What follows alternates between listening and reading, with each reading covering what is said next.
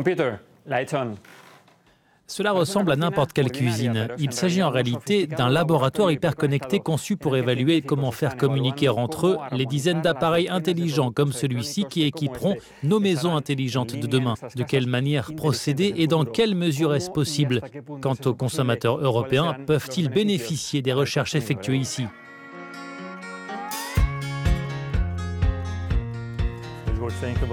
Des thermostats et des appareils électroménagers activés via des applications mobiles ou des commandes vocales. La maison de demain est déjà une réalité. Mais il manque une plateforme commune grâce à laquelle tous ces systèmes seraient capables de communiquer entre eux, et c'est loin d'être simple. Computer, set the thermostat to 24 degrees.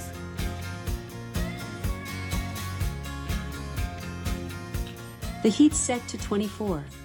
Dans l'avenir, nos maisons seront équipées d'appareils intelligents, des lave-vaisselle, des fours, des chargeurs pour voitures électriques qui seront tous intelligents. Ils généreront des données et communiqueront entre eux. Et pour ce faire, on a besoin d'un langage commun pour gérer toutes ces données et améliorer les différentes fonctions que ces machines peuvent assurer.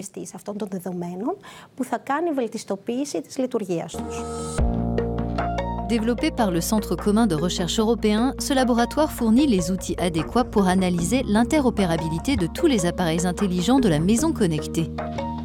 Une initiative qui contribue à encourager l'adoption d'une méthodologie de test commune, mais pas seulement.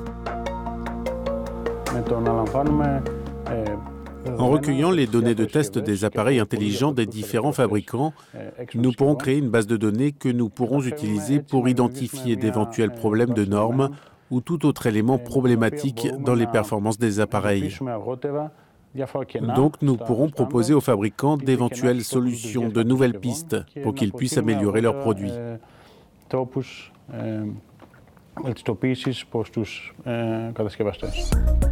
Ici, la maison du futur est vue comme un écosystème intelligent où des unités de production électrique se connecteront à des systèmes d'énergie renouvelable, où les voitures électriques auront des batteries intelligentes et où les résidents consommeront et produiront de l'énergie. Ce laboratoire se devait donc d'intégrer des lieux de stockage d'énergie spécifiques. Dans ce grand conteneur de batterie, de nombreuses boîtes sont entreposées.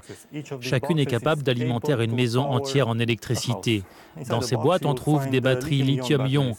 De nombreuses technologies différentes existent, mais ici, nous utilisons ces batteries lithium-ion qui sont un peu plus réactives et un peu plus rapides. C'est l'avenir. À terme, les utilisateurs devraient tirer profit de ces recherches puisque le travail de ces scientifiques contribue à stimuler l'innovation du côté des fabricants, mais aussi à créer un marché plus ouvert où les droits des consommateurs seront mieux protégés. Nous devrions avoir la possibilité d'acheter un appareil dans n'importe quel magasin en étant sûr qu'il fonctionnera avec ce que nous avons déjà à la maison. Et nous ne pourrons le faire qu'en nous appuyant sur des normes ouvertes et sur une information claire donnée par le fabricant au consommateur.